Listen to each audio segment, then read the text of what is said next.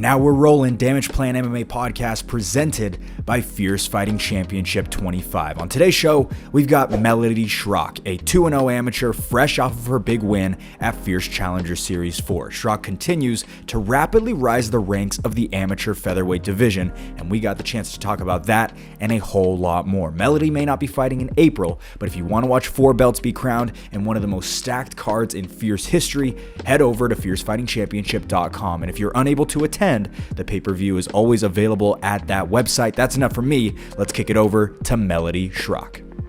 And right now we are joined by none other than Melody Shrock, a 2-0 amateur who really has been making her name over the last couple of months over at Fierce Fighting Championship. Melody, thank you so much for joining us. We really appreciate it. Thank you so much for having me. I'm very excited to be on here. Well, we really have been wanting to talk to you. I mean, following last week and your incredible performance against Beth Silva, I mean, it was a really exciting fight, a real back and forth battle. And so we just kind of wanted to get to know you a little bit better. Typically on this podcast, we like to kind of go back and kind of get to know the fighter a little bit better. So I think the first question we want to start off with is just like, how did you get to where you're at today? What kind of got you into martial arts in the first place? So I started martial arts when I was 14 years old, I believe. Yeah, it was definitely 14. So I started doing karate, or a martial art very similar to karate. I did that for about 4 to 5 years, I'd say. And then eventually I switched over to jiu-jitsu. So for the past 3 years about now, I've been doing just jiu-jitsu and the MMA classes that we have at our academy right now. So I started with karate and then I made the transition over to mainly jiu-jitsu, and then I do all the MMA stuff on top of that. Well, that's incredible. Why did you start doing karate at the age of 14? Why did you pick karate? Was it just something that you wanted to do, or how did that all kind of come to be? So when I was younger, when I was 14, I always saw these shows of these karate kids doing like karate kicking butt, and I was like, oh my god, I want to do that so bad. I want to be a badass like that. So I found a karate place that I started doing karate, and I was obsessed with martial arts as a child, 14 years old to about 18 years old. That was kind of a time frame I was doing karate, and I was very dedicated to it. Like I did it 2 days a week, and I was very committed to it. Like I would do it every time. And if I missed, I was like so sad about it. So I don't know why, but I've always had a very, very strong feeling about martial arts. And it's always been something that has been very, very close to my heart. And I don't know why, but I've always felt very, very drawn to it. And then once I started jiu-jitsu, it took over my life even more, because doing karate, I was always a stand-up person. Stand-up was my main game. So once I switched over to jiu-jitsu, I was like very confused with everything. I was like, what is this wrestling stuff? But it took a few months, but eventually I fell in love with it. And jiu-jitsu is like the closest thing that I have to me right now. And it means very, very much to me. And I love training jiu-jitsu. Martial arts is my life, and I love it so much. You said that you were into a lot of martial arts movies, a lot of martial arts media. Do you have any specific movie or any specific show that you watched that made you go, that's exactly what I want to do? So I watched The Karate Kid a lot. Love that movie. I still love all of the movies. I absolutely love them. Another show, I don't know if you're familiar with it. It's called Kickin' It. It's a Disney show. It's kind of a cringy show, but the kids were very cliche karate kids that kicked all the bullies' butts, and it was funny because I wanted to be a badass like that. So that's kind of started. That's incredible. So, okay, really quickly, I do have to kind of go down this wormhole. I mean, there's Cobra Kai now, there's all the different Karate Kid movies. So when it comes to the Karate Kid movies, there's a whole bunch of them. Which one is your favorite? Oh God, the first Karate Kid. That is the one that I always think of when I think of a karate movie. But so I would definitely say the first one is the one I always think of first. And then when it comes to Cobra Kai, do you watch Cobra Kai? I mean, it's a huge hit on Netflix. It was on YouTube TV for a while, or YouTube Premium or something like that. But are you big into that show? Are you caught up on that? I watched like, is there 2 seasons now? I think there's something like that. But I watched the first season and then I kind of fell off because I don't know. I just wasn't that into it because maybe because I'm so into jujitsu right now. But um yeah, I watched like the first season, then I kind of fell off, but it is what it is. You also talked a little bit about making sure that you always made it to practice and making sure that you always made it to as many training sessions as you possibly could. And if you didn't, it was kind of frustrating for you. Is that something that you think has benefited you as you've gone to jujitsu? I mean, being in the jujitsu community myself, one of the big things, one of the big cliches is, just keep showing up, just keep training. Is that something that you've really taken to practice in your own life, is just making sure that you are there as often as you can? And that's what's built you and grown you into the fighter that you are. Definitely, definitely, yes. One of the biggest things I talk about on, if you look on my social media or anything, it's definitely consistency, because what I've learned over my martial arts journey and just working out and so far in life that I've been already is consistency is definitely key. And I remember when I was younger, I always made it a very conscious point to always be at practice. And I remember my mom's always like, "What? It's okay if you skip one day. It's not that big of a deal." But I'm like, "No, mom, it's a big deal. I can't miss." So I don't know, things like that. And I think starting martial arts young and having and holding myself accountable to being there has definitely made made for me all of the rest of my martial arts journey. So yeah, I think that's a big thing for me is I've been consistent with my martial arts, and that's led to me being able to be consistent with other things. So I think starting young was a very, very big thing for me as well. You talk a lot about accountability and making sure that you are, managing yourself and making sure that you do the things that you're supposed to do. Do you find that you are your own toughest critic? Do you find that you've always been harder on yourself? Because I do find in a lot of people that are that way, that they find themselves being their own harshest critic. Do you find that you can be kind of tough on yourself because you do hold yourself to such a high standard? You hold yourself accountable for the things that you do. 100%. Yes, I'm very critical of myself, which is definitely a good thing. It can lead to bad things sometimes, but I think it's very, very important to keep pushing yourself to your limits and past your limits, because if you get comfortable in things, that's when you start just letting things slide. And I think it's very, very important to um, keep pushing yourself, be critical of what you want, and keep pushing yourself past your limits. So why'd you switch to MMA? So originally, I was going to start fighting MMA when I was in that karate class. I would say I was 17, about to turn 18. Right now I'm 20, so that was a few years ago. So originally I wanted to start MMA when I was 18, and I was going to start in that class that I was in, through that school that I was in. But I started doing jujitsu around that same time. So once I started doing jujitsu, my plans kind of changed a little bit. And then the coach I have right now, actually, Kawilani Moorhead, he used to be an MMA fighter. So he knew all about that kind of world and things like that. So when I switched over completely to the jujitsu school, he kind of helped me along with that MMA road. We did the MMA classes after our jujitsu classes. So trying to think of the year. I think it was about 2021 when I actually actively started looking for MMA fights. During that time, it was really, really tough to find opponents because obviously I was new to the whole game. So it was kind of tough to find people.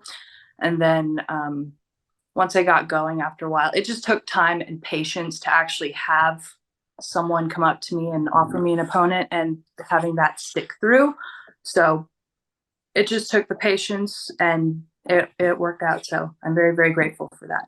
Yeah, you've had some canceled bouts early on before you kind of got involved with Fierce. There were some canceled bouts along the way.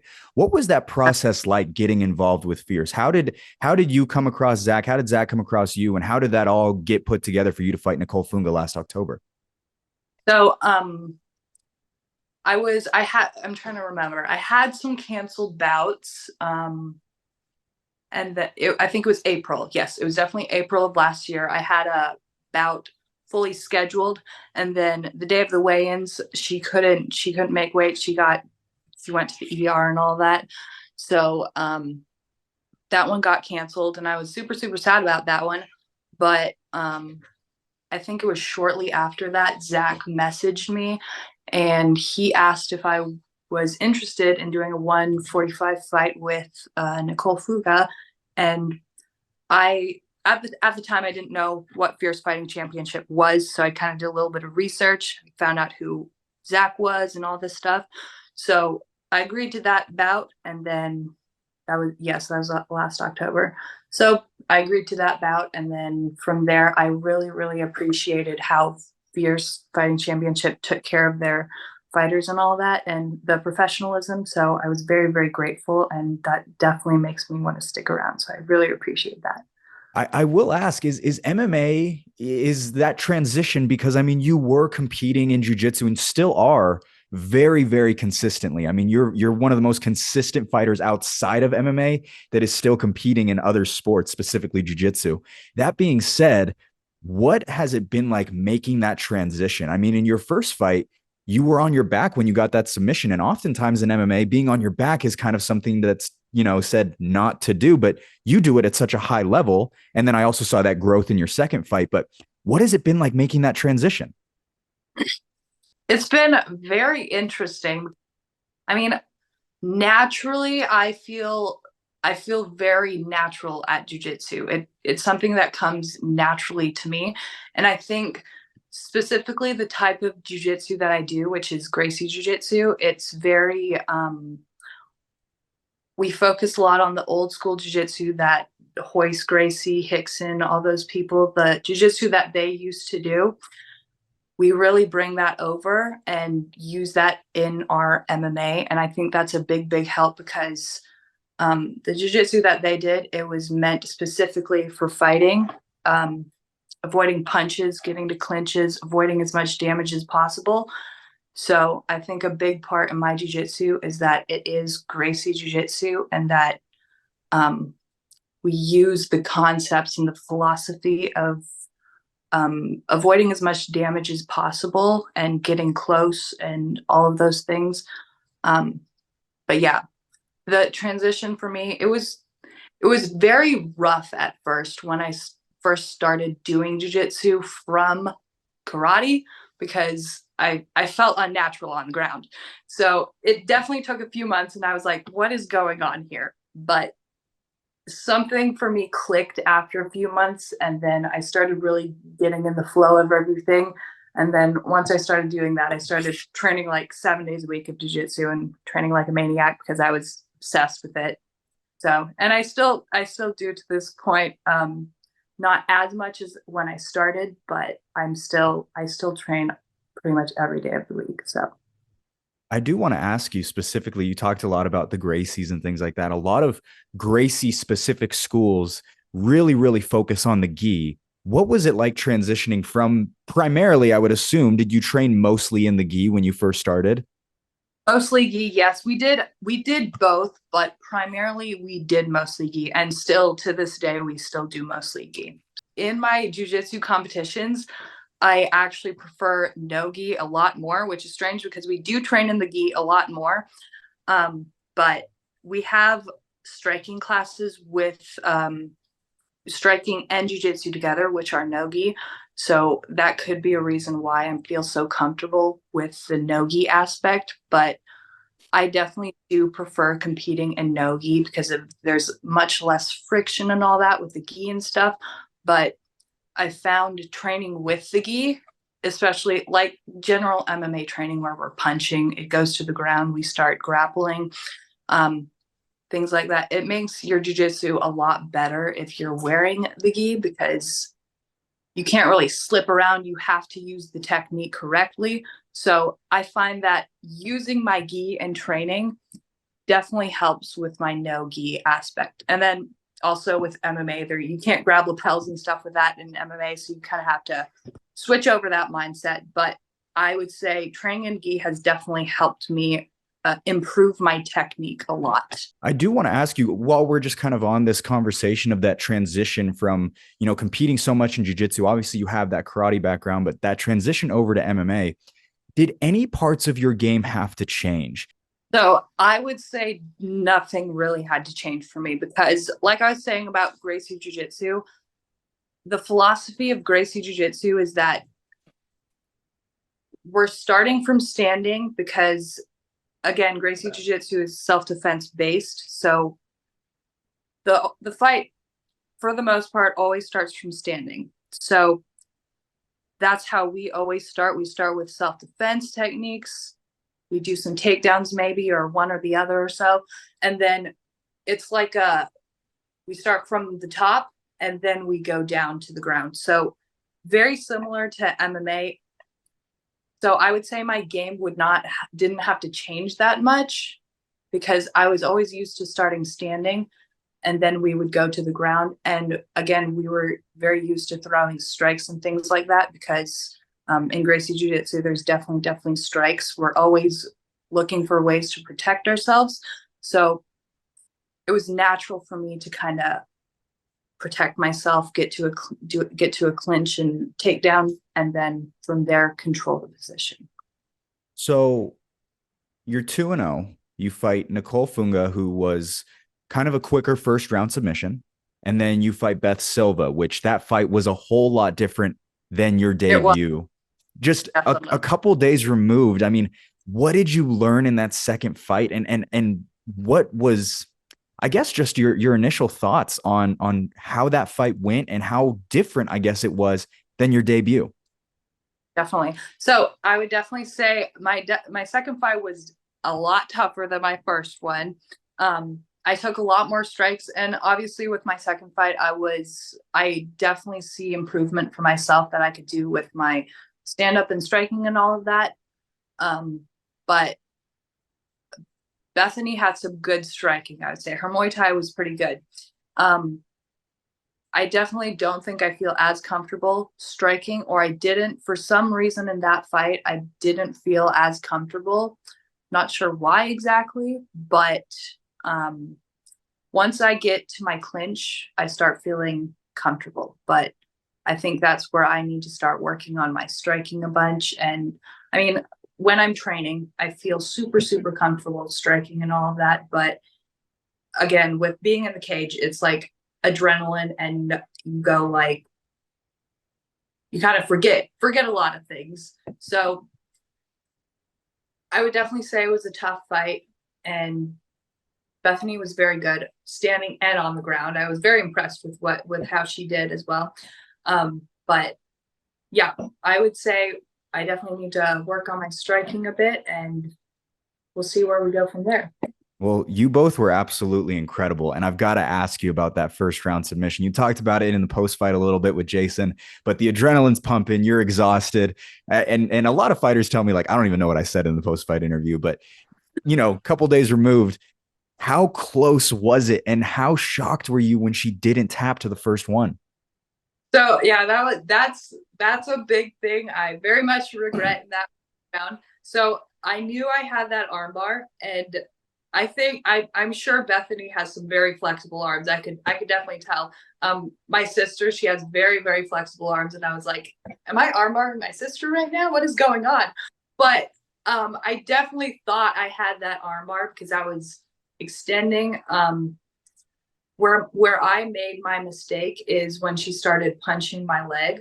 I was like, oh my God, she's tapping. So I released the tension, and I was like, okay, we're done here, right?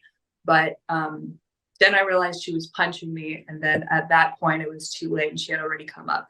So I think that's something where I need to practice more of don't stop until the ref makes you stop, which is a big thing because it takes practice. I've only been in the cage 2 times, so it's definitely going to take some practice with that.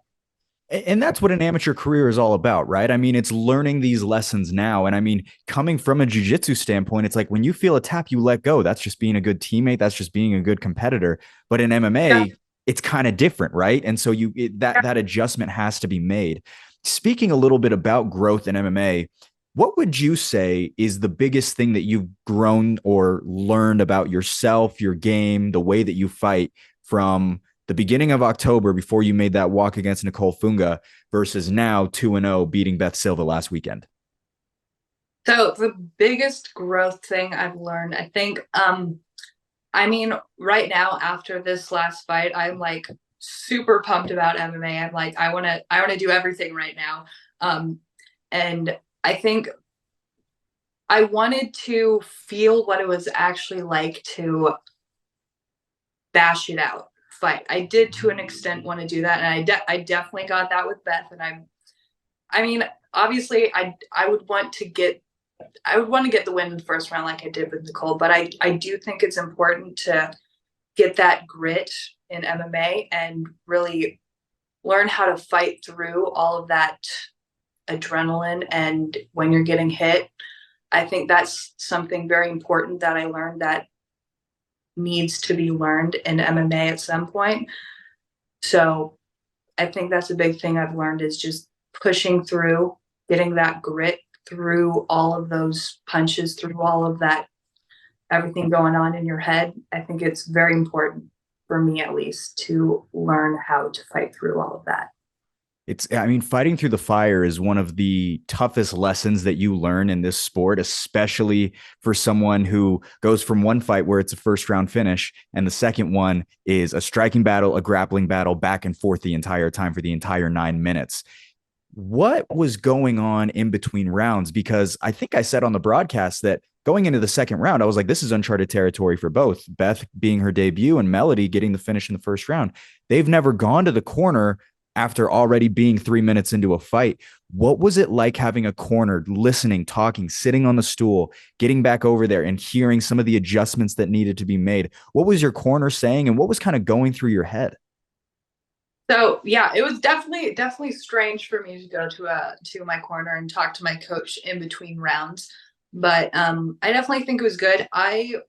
For me, I'm still with MMA. I get super hyped up and I'm like ultra focused, and I can't really hear on the outside what people are saying. Obviously, I try to listen to what my coach is saying, but I'm kind of laser focused. He was just telling me the things that I needed to do, keep my distance, cover my face from those punches and things like that. But I definitely think it's a big focus thing for me, because when I'm really overwhelmed or something with punches, or I'm laser focused, dialing into what your coach is saying and really taking that into account, I think is something that is so important and something I know I definitely need to work on. So, and him being there in between rounds, I think that definitely um, help me get that focus back on track a little bit more. So, As we've been going through this interview, it seems like you always come back to like, there's things that I want to improve on, or there's things that I do want to change, which is, I just have to say, very admirable, because, you know, a lot of people would sit here and go, I'm 2-0. I have 2 finishes. I mean, that's pretty cool. For you, where do you think that relentlessness comes from, that desire to always get better? Because it's something to really tip your hat off to. yeah, for me, MMA for me is seeing how far I can get and always seeing what I can improve, because my coach always says you don't get an ego, because if you get an ego, there's always going to be someone bigger and badder out there, so you're never ever going to be the best. So an ego is useless. So I'm always super focused on what I can improve. I think that is what helps you grow as a person, and never settling and thinking you're the best at any point or thinking I don't need to work on anything anymore. I think always having something to work on is what's going to make you the best. I really think that. So couple seconds left, 10-second clapper is off. Final seconds of the bout. You go for one last pull on that armbar and the fight ends. What was going through your mind? Could you believe that it had happened? Did you realize how much time was left in the fight? Like, what was going through your head? I mean, it was a crazy finish. Yeah, for me that submission, I was on the bottom of the guard at the time.